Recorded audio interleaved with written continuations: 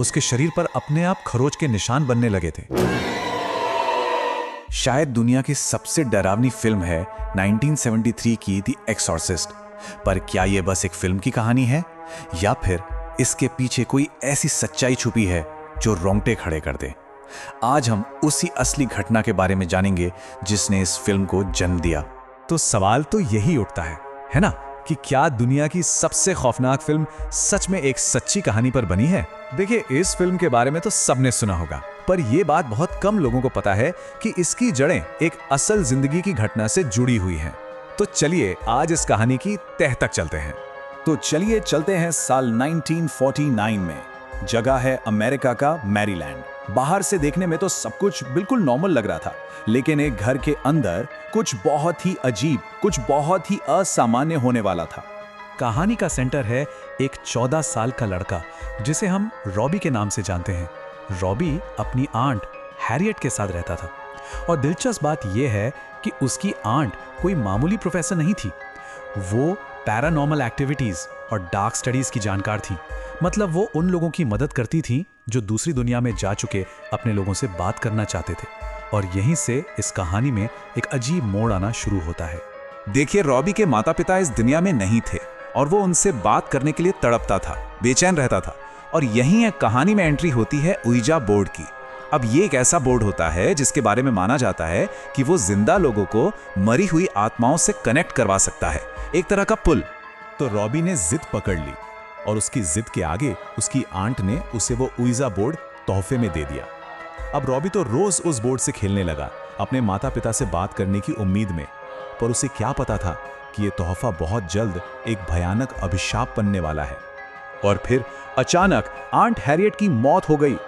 उनकी मौत के बाद उसने देखा कि उसकी आंट अपने बिस्तर पर बैठी हैं, लेकिन जैसे ही उस साये ने अपना चेहरा रॉबी की तरफ घुमाया, रॉबी की तो जैसे जान ही निकल गई।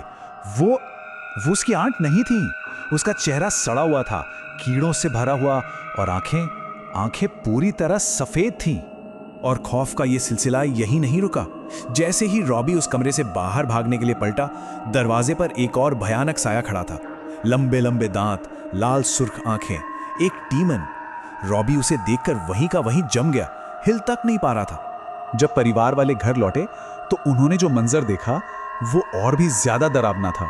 रॉबी गुस्से से आग बबूला था और एक बहुत भारी, एक ऐसी आवाज में चिल्ला रहा था जो किसी इंसान की लग ही नहीं रही थी। और फिर चिल्लाते चिल्लाते वो बेहोश होकर गिर पड़ा। बस यही वो पल था जब परिवार समझ गया कि ये मामला उनकी समझ से बहुत बाहर है। उस रात के बाद रॉबी की हालत बस बिगड़ती ही चली गई। जब डॉक्टर, साइकियाट्रिस्ट, जब साइंस ने हाथ खड़े कर दिए, तब परिवार ने आखिरी उम्मीद के साथ चर्च का दरवाजा खटखटाया। और यहाँ पर साइंस और विश्वास का टकराव साफ साफ देखने को मिलता है। एक तरफ थे साइकियाट्रिस्ट जिन्हें कुछ समझ ही नहीं आ रहा था कि हो क्या रहा है, और दूसरी तरफ थे चर्च के पादरी जिन्होंने रॉबी को देखते ही कह दिया कि यह मामला शैतानी कब्जे का है, डिमोनिक पोजेशन का। और यह सिर्फ कोई अंदाजा नहीं था, इसका सबूत तुरंत मिल गया। जैसे ही एक पादरी ने रॉबी पर होली वाटर यानी पवित्र जल छिड़का, उसी पल रॉबी की आंखें पूरी सफेद हो गईं और उसका चेहरा एक डीमन जैसा बन गया। कमरे का सारा सामान अपने आप हिलने लगा।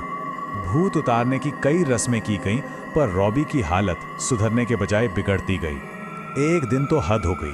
अचानक उसके शरीर पर खून से निशान बनने लगे। उसकी छाती पर एक बड़ा सा एक्स का निशान उभर आया, और जैसे ही यह हुआ, रॉबी का बिस्तर हवा में उठ गया। ये देखकर तो पादरियों के भी होश उड़ गए और उन्होंने रस्म वहीं रोक दी। तो सवाल यह था कि इस एक्स का मतलब क्या था? यह कोई आम निशान नहीं था।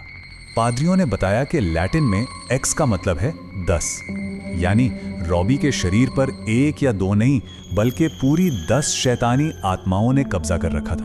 अगले दिन जब पादरी आखिरी और सबसे बड़ी रस्म के लिए उसके कमरे में दाखिल हुए, तो उन्होंने जो देखा वो शायद अपनी पूरी जिंदगी नहीं भूल पाए होंगे। रॉबी अपने बिस्तर पर नहीं था, वो कमरे की छत से चिपका हुआ था और एक भारी राक्षसी आवाज में फर्राटेदार लैटिन बोल रहा था। इसके बाद शुरू हुई आखिरी रस्म। ये एक बहुत ही भयानक प्रक्रिया थी। रॉबी नीचे गिरा और उसे बिस्तर से बांध दिया गया। उसके पूरे शरीर में भयानक ऐंठन हो रही थी। वो दर्द से चीख रहा था। फिर अचानक उसे काले रंग की उल्टी हुई और उसके बाद सब कुछ एकदम शांत हो गया। उस भयानक रात के बाद घर में जो अशांति थी वो तो खत्म हो गई, लेकिन उस रात जो हुआ उसने वहां मौजूद हर इंसान पर एक ऐसी छाप छोड़ी जो कभी नहीं मिट सकती थी। ये बदलाव यकीन करने लायक नहीं था। कहां वो गुस्से से भरा राक्षसी आवाज में बात करने वाला लड़का, और कहां ये शांत कमजोर रॉबी जिसे कुछ याद ही नहीं था कि पिछले कुछ महीनों में उसके साथ क्या क्या हुआ। कुछ ही दिनों में रॉबी बिल्कुल ठीक हो गया। उसने आगे की अपनी पूरी जिंदगी एकदम नॉर्मल तरीके से जी और उसके साथ दोबारा कभी ऐसा कुछ नहीं हुआ। ऐसा लगा जैसे वो भयानक चैप्टर उसकी जिंदगी की किताब से किसी ने फाड़कर फेंक दिया हो। लेकिन रॉबी को भले ही कुछ याद ना रहा हो, पर उसके परिवार ने और उन पादरियों ने जो खौफनाक मंजर देखे थे वो शायद उसे कभी नहीं भूल पाए। वो डर उनकी यादों में हमेशा के लिए जिंदा रह गया। तो आखिर में सवाल वहीं आकर खड़ा हो जाता है, 1949 में उस कमरे में असल में हुआ क्या था? क्या ये सब किसी दिमागी बीमारी का नतीजा था, या पूरे परिवार का कोई वहम, या फिर ये सच में शैतानी ताकतों का कब्जा था? ये एक ऐसा रहस्य है जो आज भी जवाब की तलाश में है।